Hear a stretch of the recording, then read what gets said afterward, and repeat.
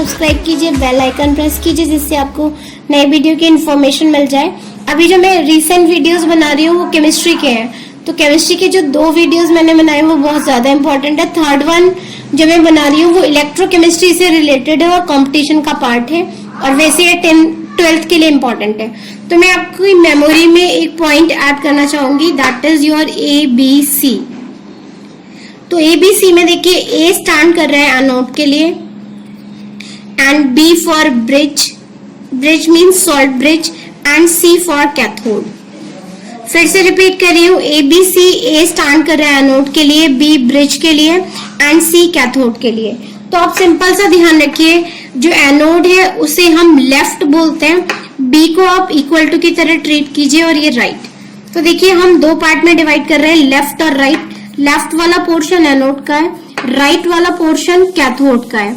Anode पे हमेशा oxidation होगा, oxidation half reaction, and cathode पे आप ध्यान रखिएगा हमेशा रिडक्शन हाफ रिएक्शन होगी, रिडक्शन हाफ रिएक्शन। तो ये आपके कंपटीशन के लिए बहुत ज्यादा इंपॉर्टेंट है। ऑक्सीडेशन हमें कैसे पता चलेगा? Increase of positive charge, positive charge increase होगा, या फिर आप कह सकते हैं loss of electron, loss of electrons. ये छोटे छोटे पॉइंट्स आपको ऑप्शंस में लिखे हुए मिलेंगे, और यहाँ पे है डिक्रीज ऑफ, या तो आप लिख सकते हो डिक्रीज ऑफ पॉजिटिव चार्ज, या इन अदर वर्ड्स लिख सकते हो increase of negative charge, decrease of positive charge, और यहाँ पे आप सिंपल सा लिख सकते हैं gain of electron, gain of electron. तो इस वीडियो में मैं आपको सेल को कैसे रिप्रेजेंट करते हैं और उन्हें नर्स्ट इक्वेशन में कैसे अप्लाई करते हैं वो बता रही हूँ। तो देखिए जैसे एक सेल लिखा हुआ है यहाँ पे Cu/AgNO3 सेल, तो इस सेल में देखिए 2 रिएक्शंस होंगी, एक रिएक्शन ऑक्सीडेशन होगी और एक रिडक्शन होगी। तो इस चीज को देख के आप क्या लिखोगे? सबसे पहले हम ऑक्सीडेशन हाफ रिएक्शन लिखेंगे, ऑक्सीडेशन हाफ रिएक्शन। तो यहाँ देखिए मैंने बोला लेफ्ट में क्या है? कॉपर, तो यहाँ इस केस में कॉपर का ऑक्सीडेशन हो रहा है, प्लस प्लस और 2 इलेक्ट्रॉन्स। और फिर मैं आपसे बोलूं reduction half reaction, half reaction. तो रिडक्शन हाफ रिएक्शन अगर आप लिखोगे तो यहाँ पे आपको लिखना पड़ेगा 2Ag प्लस, और एरो लगा के Ag, यहाँ 2Ag और 2 इलेक्ट्रॉन्स। अब यहां से आप मुझसे बोलो इस केस में, तो सॉरी ये जो इलेक्ट्रॉन्स है वो इस साइड ऐड होंगे, 2 इलेक्ट्रॉन्स, क्योंकि हमें चार्ज को बैलेंस करना होता है, और एडिशन ऑफ इलेक्ट्रॉन्स का मतलब होता है चार्ज का कम होना। जब हम ये इक्वेशन बनाएंगे तो सबसे पहले आप सेल रिएक्शन निकालोगे। तो देखो सेल रिएक्शन निकालने के लिए क्या करते हैं? ऑक्सीडेशन और रिडक्शन को ऐड करते हैं, Cu plus 2Ag plus, arrow लगा के आप लिखोगे Cu के ऊपर 2 प्लस के चार्ज और 2Ag।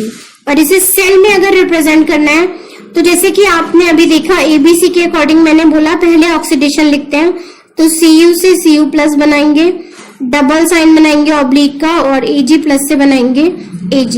तो देखिए एक छोटी सी लाइन CuAgNO3, इससे आपने ये पूरा इंफॉर्मेशन ड्रॉ किया है। ऐसे ही एक और सेल मैं आपको बता रही हूँ, इसमें देखिए Zn से HCl रिएक्शन हो रही है,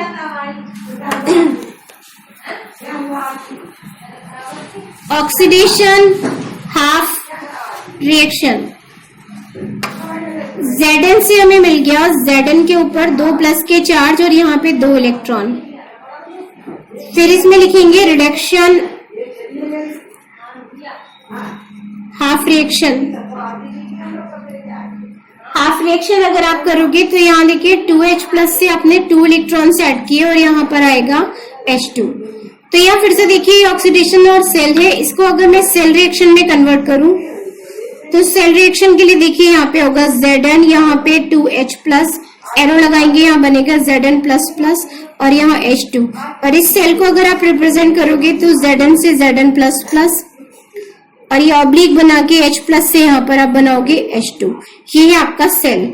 एक और सेल रिएक्शन देखिए Ni2AgNO3, तो हम यहाँ पे ऑक्सीडेशन हाफ रिएक्शन लिख रहे हैं, ऑक्सीडेशन हाफ रिएक्शन। तो इस केस में देखिए आप Ni से बनाएंगे, Ni के ऊपर 2 प्लस के साइन प्लस 2 इलेक्ट्रॉन्स, फिर Ag प्लस यहाँ आप दूसरी रिएक्शन बना रहे हो, that is your reduction half reaction, reduction half reaction. और यहाँ पे Ag प्लस से आप बनाओगे, ये बनेगा Ag, और यहाँ पे आप इलेक्ट्रॉन्स ऐड करोगे तो फिर से यहाँ देखिए 2 से मल्टीप्लाई किया और ये 2 इलेक्ट्रॉन। तो अगर आप सेल रिएक्शन लिखेंगे, सेल रिएक्शन, तो देखिए आपकी सेल रिएक्शन होगी Ni, यहाँ 2Ag प्लस लिखेंगे, एरो बनाएंगे, this is your Ni plus plus 2Ag। और इसको अगर आप रिप्रेजेंट करेंगे सेल की फॉर्म में तो देखिए Ni से Ni प्लस प्लस और यहाँ सिल्वर से Ag प्लस ऑब्लिक Ag। तो यहाँ सिंपल देखो जो लेफ्ट में होता है, अगर मैं आपको बताऊं लेफ्ट में, तो लेफ्ट में मैंने आपको बोला था जो होता है उस पे हमेशा ऑक्सीडेशन रिएक्शन होती है और ये एनोड पर होती है। और जो आपका राइट में होता है, जैसे AgNO3 है राइट में, जो राइट में होता है उस पर हमेशा कैथोड रिएक्शन होती है, कैथोड रिएक्शन। इसके बाद देखिए अब मैं आपको ये जो जनरल इक्वेशन दे रखी है, अगर हमें सेल दिया हो तो उसे नस्ट इक्वेशन में कैसे अप्लाई करते हैं वो बता रही हूँ।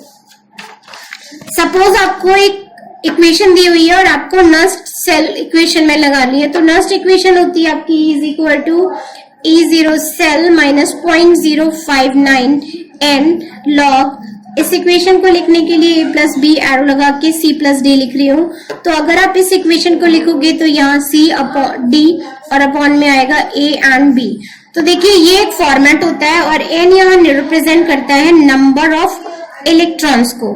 तो कंपटीशन के लिए एक छोटा सा पॉइंट बता रही हूँ जो बहुत ज्यादा इंपॉर्टेंट है, जो 0.059 वैल्यू है। उसके अलावा हम इसका एक जनरल एक्सप्रेशन याद रखते हैं और उस जनरल एक्सप्रेशन में देखिए क्या होता है, आप E लिखते हो, this is your E0 cell minus यहाँ पर लिखते हैं हम RTNF 2.303 और log C D A and B।